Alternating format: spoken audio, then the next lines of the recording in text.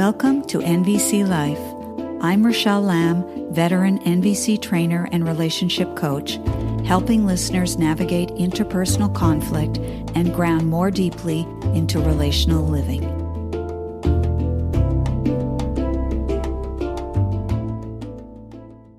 Greetings, fellow humans. In his workshops, Marshall Rosenberg would speak about how guilt, anger, shame, and depression are the four friends that let us know that we're not connected to our needs. I'm not going to try to break this down or elaborate on how this might be so. I thought I'd riff on it instead because a lot comes to mind as I reflect on the statement. For instance, is there such a thing as good shame and good guilt? I would personally say yes, there is. Properly understood, they signal to us that we are at risk of losing connection with others as well as with ourselves, that we have somehow fallen out of right relationship with the world. Now, you might argue and say, hey, wait a minute. Surely we can rely on others to provide feedback, right? And certainly, yes, that's true. But how open is the average person to receiving feedback from others that what they're doing isn't meeting needs or in service to life? I think that in order to develop the capacity to graciously be on the receiving end of negative feedback from others, one would need to have a superpower or have grown up in an environment where mistakes weren't viewed as offensive or unwelcome, or as an indication of something being inherently wrong with a person. I recall Marshall's demonstration of a jackal parent teaching a child one of the most important things to learn to say in a jackal world. Say you're sorry. I'm sorry. No, you're not sorry. Say it like you really mean it. And the child starts to cry. I'm sorry. So for our purposes, let's imagine that this child pushed his younger brother to the floor and that the younger child ran crying to the parent. Being humiliated into an apology, it's unlikely that this older child is now upset because they genuinely regret the altercation with the brother. They're more likely to be crying because they're utterly confused about what's happening to them in the moment. If the child was able to articulate his or her eternal world, it might sound something like this. What a strange place I live in. I'm trying so hard to figure it all out. The strange rules and inconsistency, how I'm supposed to behave in different moments and how I'm supposed to behave when things are unfair and unjust to me. I asked my brother nicely to stop calling me names, to stop calling me a baby.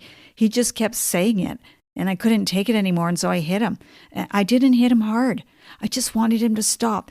And now I'm in trouble because he gets away with being mean to me, just because he's younger and no one sees what he's doing. Then my parents come down hard on me, and I start to feel like what Marshall describes as a PPPPPT, a pretty poor protoplasm, poorly put together. I don't understand this place, and I don't understand these people. Now I'm supposed to apologize for something my brother started. If no one helps me with this, if no one considers what I'm going through, and if no one empathizes with my feelings and frustrations, I will be making some decisions about how things work around here and how to survive. They won't be conscious decisions, though. They'll be reactive, unexamined habits based on protecting myself. And this is what the majority of us do in our fast and crazy corner of the world. We make decisions very early in our lives, so early that we rarely, if ever, have any memory of having made them at all. And all those small and big decisions eventually add up to who we are, even though that's not who we are. In especially challenging and frightening situations, our options are very limited as children. I can think of myself as a horrible person who just doesn't get it, someone who's too stupid to learn how things work, or I'll think everyone else is horrible and they just don't get it. I may withdraw inside myself to feel safe, or I might fight back. I might try to figure out a way to get back at my brother and also get back at my parents.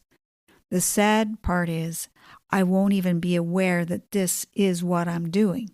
I won't be aware that I'm developing tragic ways of managing my distress and equally tragic ways of relating with people, especially when I'm experiencing conflict.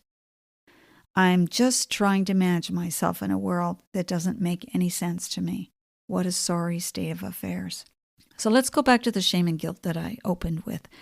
The kind of shame that metastasizes when we've had no one to help us learn how to effectively navigate interpersonal challenges, and we essentially only have recourse to our early memories, the fragments we consciously remember, and the ones that we have no conscious memory of that are nonetheless operating inside us. Memories that echo how we managed ourselves back then when we were only 6 years old, colored by how others described and evaluated us in those moments, which only made us feel worse. All happening at a time when we were young and so impressionable. That kind of shame reaches down into our very core. Those deeply unpleasant feelings become fused with our sense of self. I guess I don't deserve to be here. I guess I'm inherently flawed. I guess there's something inherently wrong with me. When that becomes the narrative, a person has to figure out a way to be in the world and to manage themselves in their relationships. They have to figure out a way to navigate interpersonal challenges that won't aggravate their early childhood wounds. They have to preserve the sense of identity they have forged over their developmental years and early adulthood in order to establish some measure of safety and sanity. And while those strategies and coping mechanisms may have been effective over the short term, they typically have disastrous effects over the long term, because our repertoire of strategies isn't developed during a stage of maturity. It's developed when we are very young and we don't have the intellectual or emotional bandwidth to know what we are doing and how it will ultimately impact our lives. And so imagine the sense of shock and disillusionment when an intimate relationship forces us to confront aspects of ourselves that are deeply wounded and well shielded by thick scar tissue. What to do? The early stages of loving, intimate relationships are typically identifiable by an incredibly vibrant rush of wonderfully intoxicating feelings, of feeling unreservedly loved and accepted by another, of feeling so very cherished and special, of feeling good about oneself and one's life, positive feelings generated by someone who is perceived by us to be so very different from all the previous others who have made us feel like crap. In his book, A New Earth, author-teacher Eckhart Tolle writes, "The normal state of mind of most human beings contains a strong element of what we would call dysfunction or even madness." And if you've ever read or listened to Tolle, you'll likely be familiar with his term pain body, which he uses to describe a pattern of negativity that takes on a life of its own and seeks reinforcement through perpetuating those negative patterns. Sometimes the pain body lies dormant for a while, but when it becomes activated, watch out. In one of Tolle's talks before a live audience, he says, "In particular situations, you may lose awareness and regress to total identification with some reactive pattern. And it could be the pain body. A usually problematic area for many or most people is relationships of whatever kind and on whatever level. It's where many people seek their happiness, and it's where many people find their unhappiness."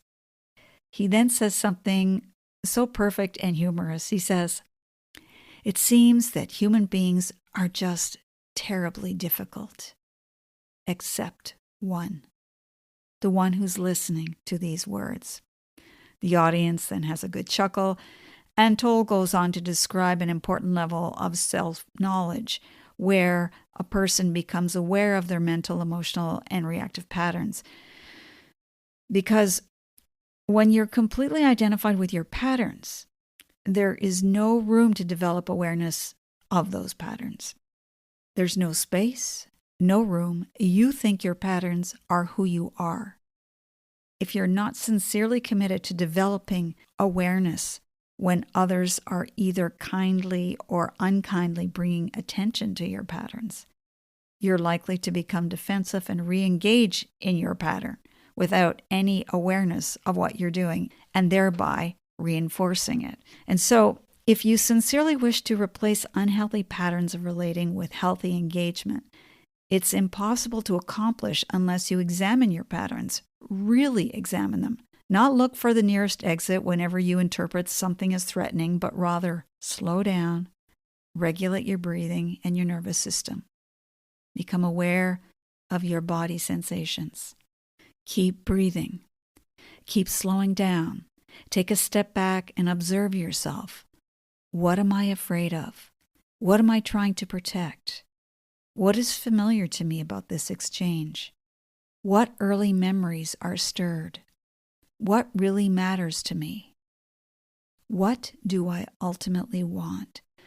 Slow down and take your time. These answers don't get answered immediately or once and for all. This kind of inquiry is ongoing and it requires vigilance because habits, especially deeply ingrained ones, don't go quickly or easily. Gaining insight is an important first step, but then committing to the work is where the rubber hits the road. Knowing that your health is compromised by your smoking habit is one thing. Quitting smoking is another thing entirely.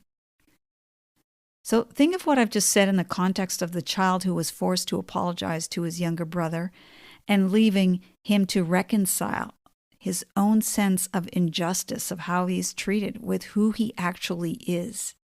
The child is making micro decisions that will eventually, over time, determine the lens of how he views himself, how he views others, and how he views the world.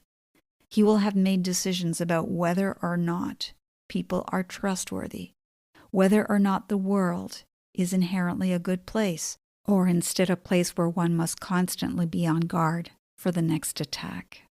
So Marshall's statement, guilt, anger, shame, and depression, these are the four friends that let us know that we're not connected to our needs. One of the problems I perceive in speaking of these states in this way is that it suggests that if you identify your needs, you can then mobilize to satisfy the needs, and then the feelings will resolve and you'll be back in the land of positive feelings. I'm drawing attention to this because I don't hold the belief that all unpleasant feelings are the result of needs not being met. Nor am I suggesting that Marshall held that belief. I'm saying, though, that someone new to NVC could easily reach that conclusion by simply reading the words. And this is especially true in a world where the impulse to get on the other side of so-called negative feelings is so regularly encouraged and reinforced. I'm encouraging us instead to resist the impulse, to resolve the feelings, and instead to sit with them and reflect on what has transpired.